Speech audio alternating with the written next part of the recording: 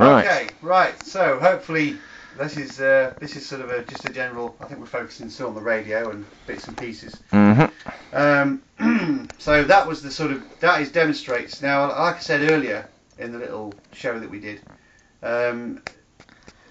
ordinarily, of course, you would run this on a battery, but the battery was obviously is dead, so we couldn't. So that's why we tried.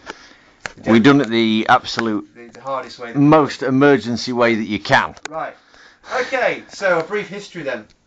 Now, the Klansmen are made by a company called Plessey, which I believe is down in the south of. They were made in they're a company down in the south of England, and they were first produced in 1965, 1966. They preceded another sort of version of radio called a larkspur, which again was used in the forces. But they didn't actually come out, or they weren't actually physically they weren't used in service until the mid 1970s, 74, 75. The most sort of most common applications really were very much used in the Falklands War, so 1982, and also the Gulf War, sort of back in 1990. And they may have been used in the second Gulf War, but don't quote me on that because I'm not 100% sure on that fact. But certainly they were used in the first Gulf War, and they were used in the Falklands War. And basically, what they were used for was the general sort of squaddy would use them in action, and as you can probably see from the shots there, they are very, very solid looking. And absolutely. I mean, we're looking at the back end of it there. Back of it now, and it's just solid metal. Solid metal. We were thinking maybe bulletproof because we think it's bulletproof. Looks like it could be. It certainly looks like it. Yes, that is for sure. But it's quite an interesting radio. And the usability of it's quite good as well. As we've seen, the usability of it is absolutely, I don't know if we can get it round to see the dials without taking that off, can we? Yeah, if we can. We can get a shot of his dials. Yeah, I'm going to disconnect the aerial. I'm going to pull the aerial off. Yeah. We'll show you that later. We're going to go in a certain order, but things didn't work out. Quite work out the way they were planned. So. But we'll try and get it in as best order we can. So if you can see, these are the actual dials on the front. Just tip her up a bit. There we go. I'm not sure whether you can see that. Let's just move that. Trying to see if I can get it so I can tip her up a bit. If we just, there we go. Angle it up a bit, and I'll get it from the top. There we go. Now then, we should have a full frontal view. Hopefully. Excuse the phrase, but we should still. Just trying to see if I can get it. Trying to get the focus. But you've got, if we can't actually get it, we've got a very. Oh, there we go. Yeah, we've got a very chunky looking dials here, looking dials.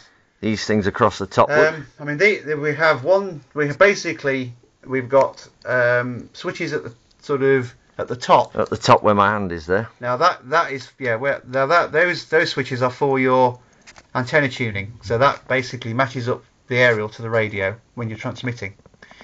The next switch down, if we go along, is a big clunky band switch, and that's for. That is huge. That is huge. It kind of makes this kind of noise. It sort of goes like that, and then goes. Like that. Oh, hang on. Like that. There we go. I think that's where it was before. Yep, at the quarter to 9 position. Yeah. So it makes a big sort of clunky noise. It's a big heavy switch as well for those that can't see it. Those that can't see it. It's a really kind of clunky type of switch.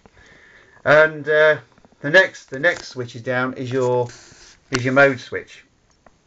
Now this will transmit in several modes. Obviously, some people aren't probably familiar with technical details, but what I'll say is that you can transmit Morse, something called single sideband, and AM. So AM,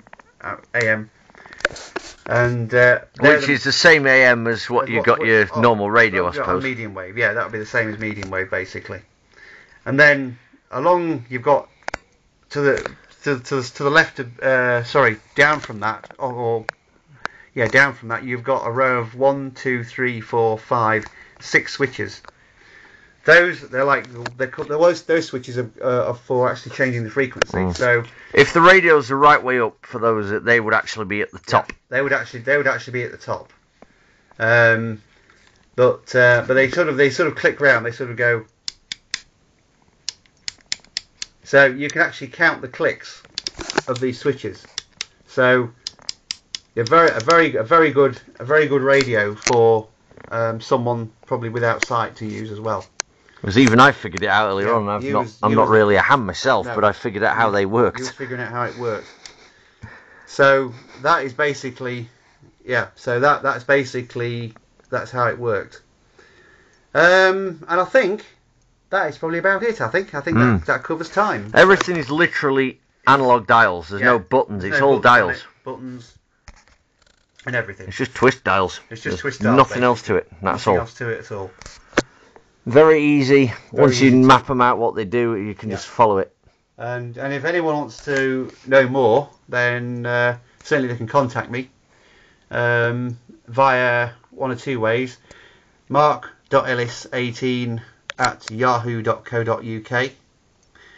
That's mark.ellis18@yahoo.co.uk, or mark.ellis18@googlemail.com.